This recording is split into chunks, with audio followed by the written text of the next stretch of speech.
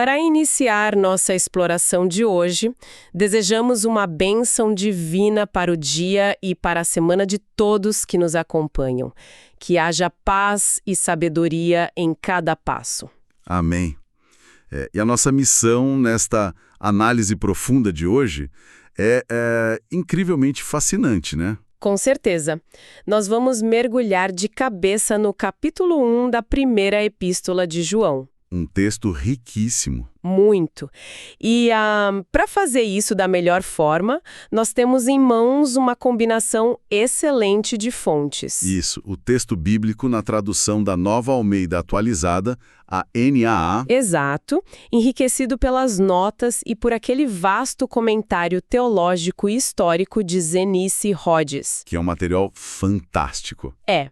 O objetivo principal aqui é desvendar os mistérios e principalmente as aplicações práticas desse texto. Porque, à primeira vista, para algumas pessoas, pode parecer apenas um documento antigo, sabe? Tipo, algo totalmente distante da nossa realidade. Mas é aí que tá.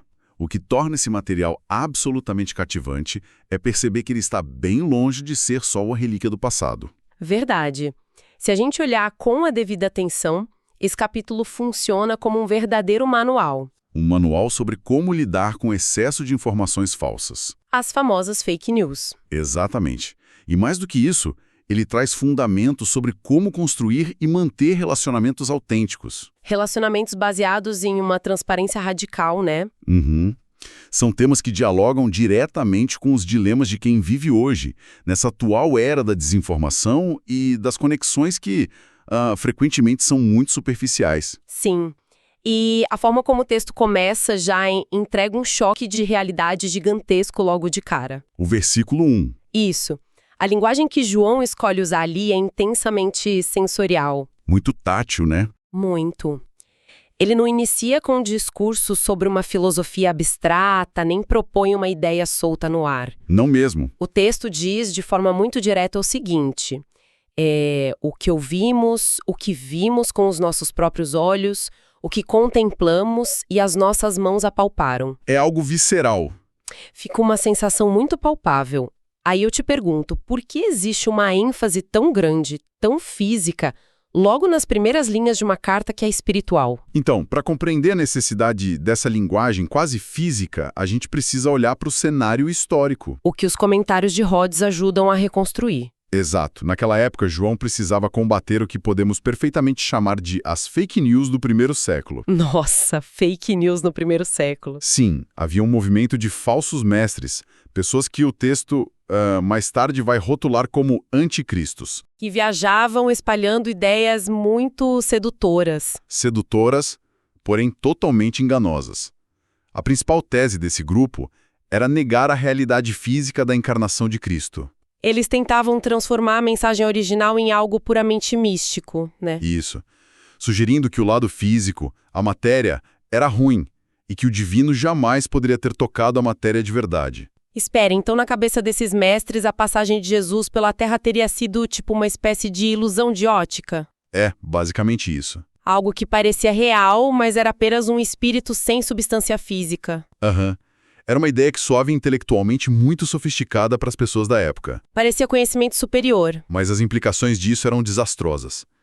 Pensa bem, se não houve um corpo físico real... Não houve sofrimento real na cruz. Exato. Não houve sangue derramado. E, consequentemente, não haveria ressurreição física nem perdão real. Caramba, o castelo de cartas desmorona inteiro. Desmorona inteiro. É por esse motivo que João abre a carta com um tom tão enérgico.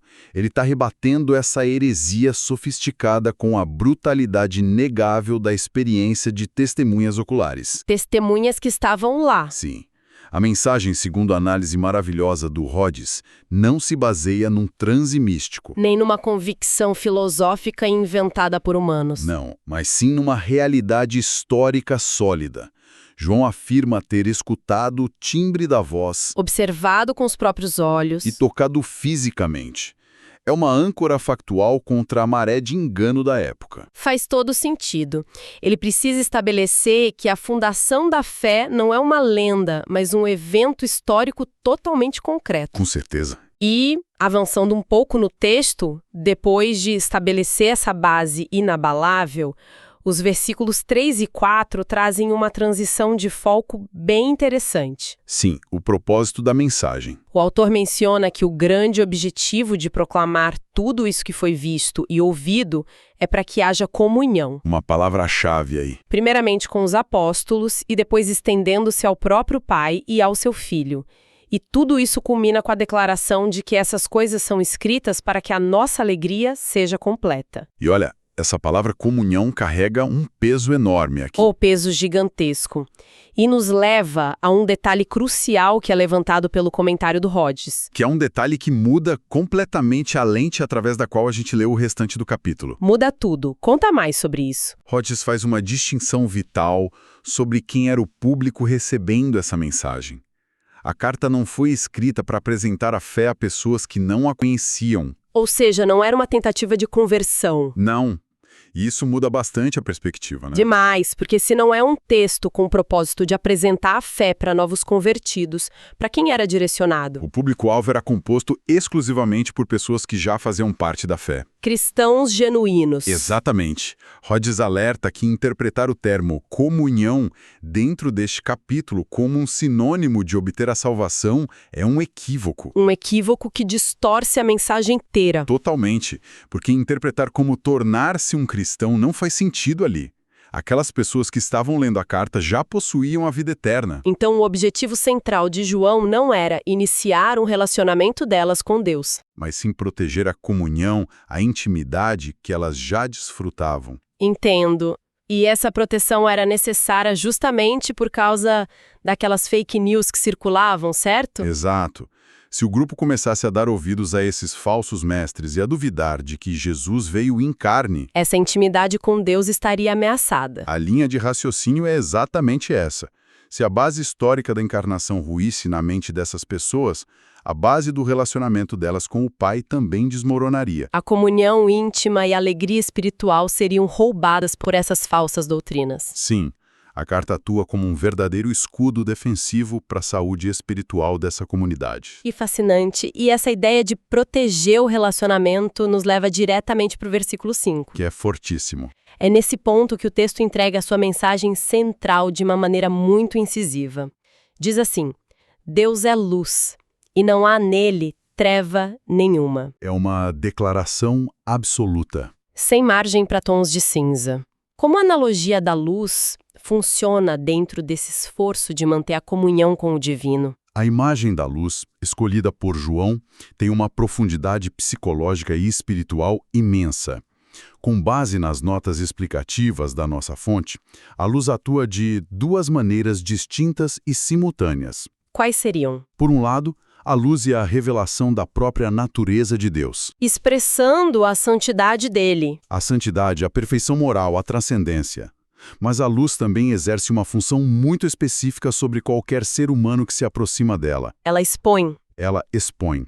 Assim como um ambiente muito iluminado revela cada grão de poeira nos móveis, a presença de Deus expõe e condena o lado sombrio e as falhas humanas. Nossa, o que deve gerar um desconforto gigantesco. Muito. É natureza humana querer esconder as próprias falhas. Se a luz mostra perfeitamente quem Deus é, ela também mostra de forma implacável quem nós somos. Com todas as nossas imperfeições. E essa é a raiz do problema abordado no capítulo. Quem escolhe andar nas trevas está fazendo um movimento de fuga. Fuga da luz. Sim. As trevas, nesse contexto, representam a tentativa de se esconder daquilo que a luz fatalmente revelaria. É uma fuga da realidade moral. A lógica que João apresenta é incontestável. Se a premissa para ter comunhão exige estar na presença de um Deus que é luz pura, tentar viver escondendo coisas nas sombras e afirmar que se tem intimidade com ele é uma impossibilidade prática. É uma contradição de termos. Total. Mas isso nos coloca diante de um dilema prático que, eu imagino, deve causar muita angústia em quem lê essa passagem. Sem dúvida. Se Deus é luz pura e sem trevas, e a condição para ter comunhão é andar nessa luz, como alguém sobrevive a isso? É a grande pergunta. Andar na luz exige que a pessoa seja impecável. Significa que é proibido errar ou ter qualquer falha. Porque se esse for o critério, parece um padrão completamente inatingível para qualquer humano. É muito natural sentir essa apreensão. Parece que estamos sendo chamados a um padrão de perfeição que ninguém consegue sustentar. Dá um certo desespero. Mas Rhodes traz um esclarecimento que atua como um verdadeiro alívio. Ele aponta que, em momento algum, o texto pressupõe que os cristãos alcançariam um estado de perfeição livre de pecados. Que alívio mesmo. Porque se andar na luz significasse ausência total de falhas, a comunhão com Deus seria literalmente impossível para qualquer ser humano nesta vida. Mas se não se trata de alcançar a perfeição moral absoluta, qual seria a aplicação prática desse andar na luz? Significa desenvolver uma postura de abertura e responsividade contínua à luz da verdade divina. É o oposto de viver se escondendo. Exatamente. Quando essa luz ilumina uma atitude errada, um pensamento mesquinho ou uma falha de caráter, a reação de quem anda na luz não é tentar varrer a sujeira para debaixo do tapete. Ou fingir que o erro não aconteceu. Não. A atitude esperada é reconhecer a realidade exposta. É uma postura de vulnerabilidade e honestidade radical diante de Deus. Em resumo, andar na luz não é não ter sujeira, é não ter esconderijos. Que perspectiva fantástica. É muito mais sobre transparência do que sobre um histórico impecável. E enquanto a gente mergulha nessa ideia de andar na luz, o versículo 7 traz uma frase que normalmente as pessoas interpretam de um jeito muito específico. Qual frase? O texto diz: se andarmos na luz, como Ele está na luz, mantemos comunhão uns com os outros. Ah, sim. A leitura mais comum que a maioria faz, quase no automático, é pensar que isso se refere à harmonia entre as pessoas, Uma boa convivência em comunidade. a união entre os amigos na congregação. Mas o comentário do Rhodes traz um olhar bem diferente sobre esse ponto, não é? Traz sim, e é um daqueles momentos em que ir aos originais muda todo o cenário. Rhodes ressalta na sua análise que, embora a harmonia comunitária seja importante, não é esse o foco principal de João aqui. Sério? Sério. Quando olhamos para a expressão grega original, traduzida como uns com os outros, que é a palavra alelon, Alelon. isso, vemos que ela pode se referir simplesmente a duas partes interagindo mutuamente. E acompanhando o fluxo lógico do argumento de João, essas duas partes envolvidas não são dois seres humanos. Quem são, então? São, na verdade, Deus e o indivíduo. Isso muda tudo. Quer dizer que essa comunhão uns com os outros, no versículo 7, é uma via de mão dupla vertical. Entre o Criador e a pessoa. Uau! A proposta é que, se o indivíduo vive na esfera iluminada e transparente onde Deus habita, estabelece uma reciprocidade ali. A pessoa tem comunhão com Deus e Deus tem comunhão com essa pessoa. Exato. O grande objetivo do texto não é primeiramente resolver disputas entre vizinhos ou membros de um grupo, mas estabelecer a realidade deslumbrante do contato pessoal e íntimo do indivíduo com o próprio Criador. É claro que essa intimidade com o divino vai acabar transbordando e melhorando as relações humanas, né? Eventualmente, sim. Mas a essência do versículo é focar nessa reciprocidade vertical, e é maravilhoso notar que logo em seguida, o mesmo versículo acrescenta que o sangue de Jesus, seu Filho, nos purifica de todo o pecado. O que amarra perfeitamente com o que a gente discutiu. Sim, a purificação constante só é necessária porque quem caminha nessa luz, com toda a sua transparência, ainda comete falhas. A pessoa está exposta, os erros aparecem. Mas por estar responsiva à luz, o sacrifício atua limpando continuamente. A engrenagem funciona exatamente assim. A transparência humana encontra a provisão divina. É o sacrifício ocorrido na cruz que viabiliza essa convivência mútua entre criaturas falíveis de um Deus infinitamente santo. Perfeito. Mas a natureza humana costuma resistir muito a essa exposição. E o texto lida de frente com isso nos versículos 8 e 10. Trazendo palavras bastante duras. Muito duras, para quem tenta burlar esse sistema de transparência. João escreve que se afirmarmos que não temos pecado, enganamos a nós mesmos. E a verdade não está em nós.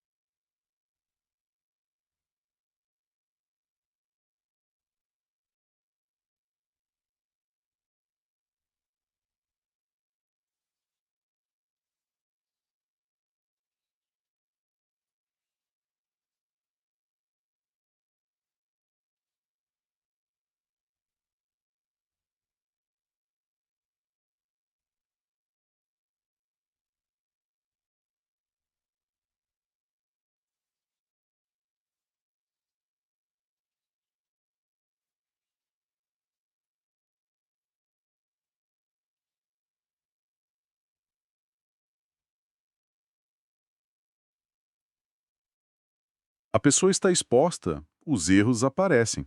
Mas por estar responsiva à luz, o sacrifício atua limpando A continuamente. engrenagem funciona exatamente assim. A transparência humana encontra a provisão divina. É o sacrifício ocorrido na cruz que viabiliza essa convivência mútua entre criaturas falíveis e um Deus infinitamente santo. Perfeito. Mas a natureza humana costuma resistir muito a essa exposição. E o texto lida de frente com isso nos versículos 8 e 10. Dizendo palavras bastante duras. Muito duras para quem tenta burlar esse sistema de transparência.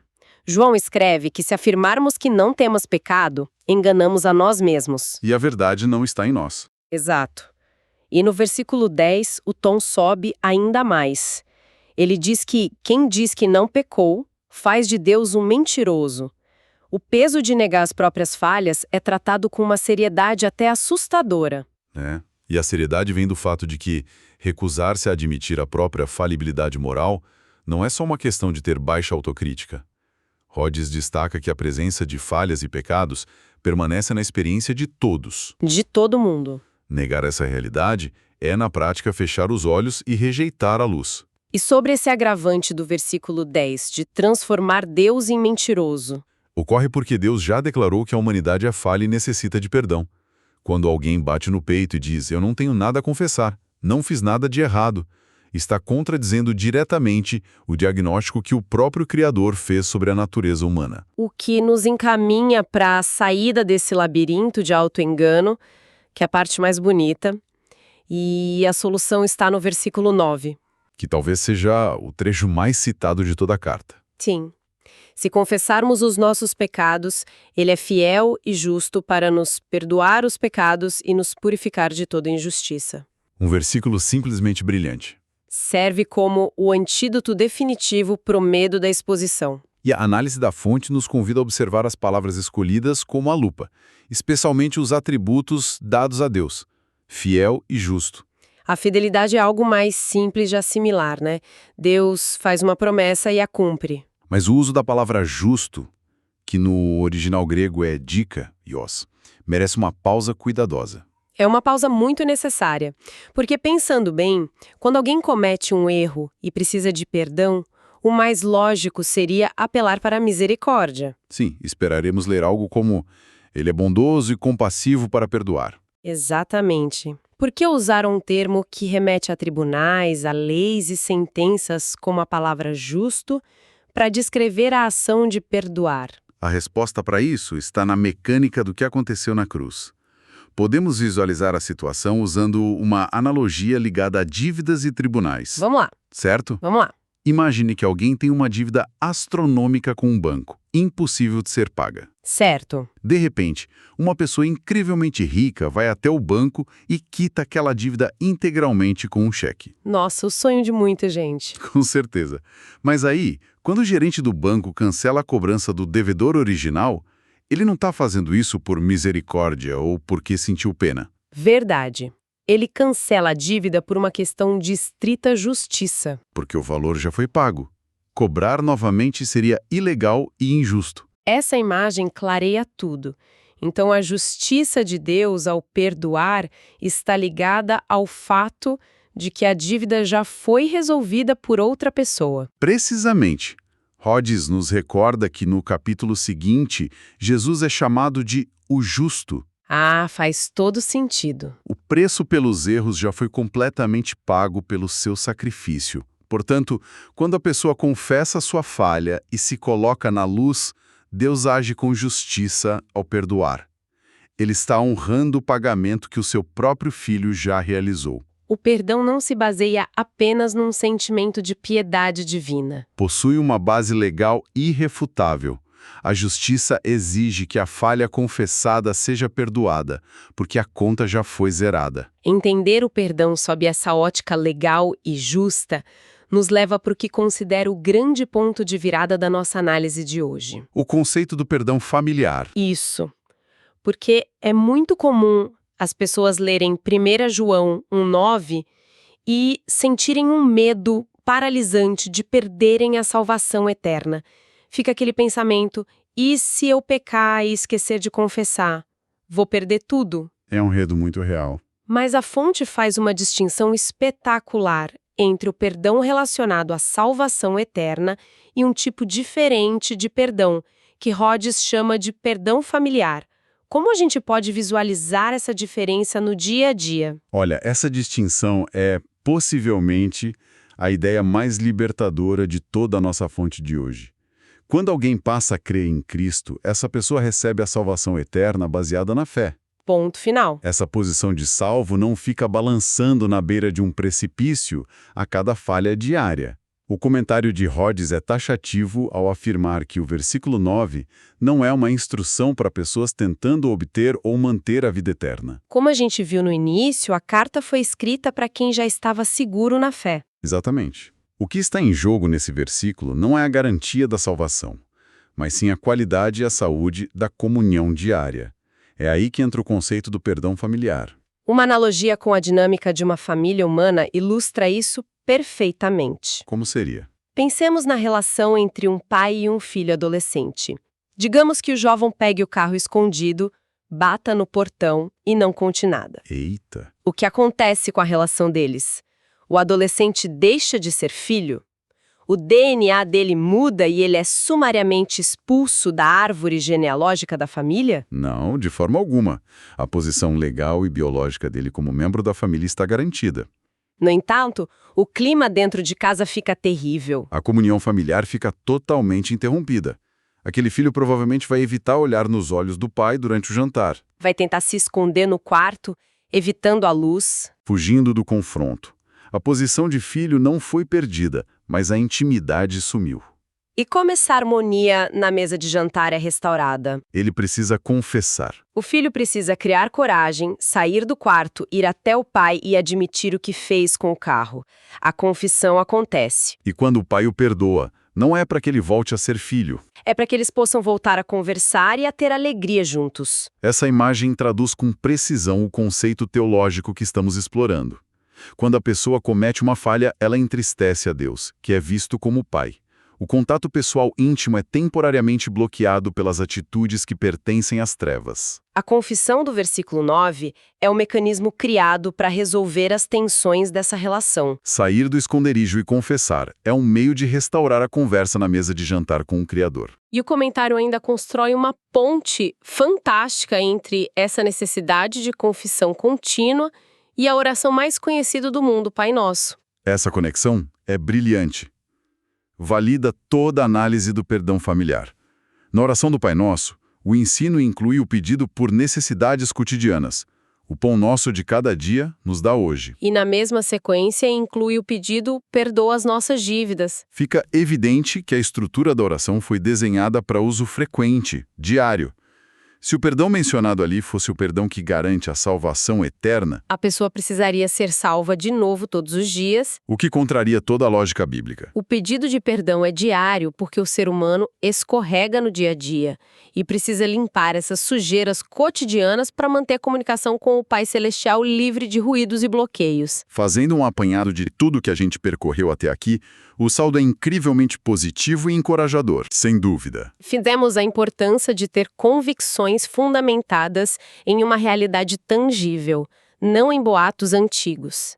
Entendemos o chamado para viver de forma radicalmente transparente. Andando na luz, sem usar máscaras. E contemplamos um modelo de relacionamento com Deus que não exige uma ficha impecável, mas que valoriza a honestidade brutal, oferecendo a confissão como uma ferramenta de manutenção da comunhão familiar. A consequência prática de absorver essas informações é a libertação de um ciclo muito desgastante de hipocrisia e medo. Um peso que muita gente carrega. Muitas pessoas vivem exaustas encenando uma perfeição que não possuem, aterrorizadas com a ideia de que Deus as rejeitará ao primeiro tropeço.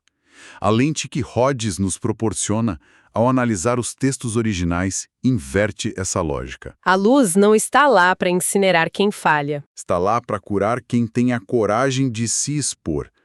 Saber que há um pai disposto a limpar as falhas diariamente, com base em uma justiça já estabelecida, muda a forma como lidamos com os nossos próprios tropeços. Deixa de ser sobre tentar parecer perfeito e passa a ser sobre viver de verdade. Perfeito. Abandonar o esconderijo e encarar a claridade exige coragem, mas o alívio que vem depois deve ser indescritível. Para finalizar nossa exploração de hoje, quero deixar uma reflexão que expande tudo o que discutimos, para que todos possam levar para o resto do dia. E qual seria? Se o próprio Criador de tudo, sendo pura luz e perfeição intocável, elabora um sistema que permite e deseja que nos aproximemos com absoluta transparência sobre os nossos piores erros, Sim. como seria a nossa vida se tivéssemos a ousadia de aplicar esse mesmo nível de honestidade radical e vulnerabilidade nos nossos relacionamentos humanos mais valiosos? Uma pergunta e tanto.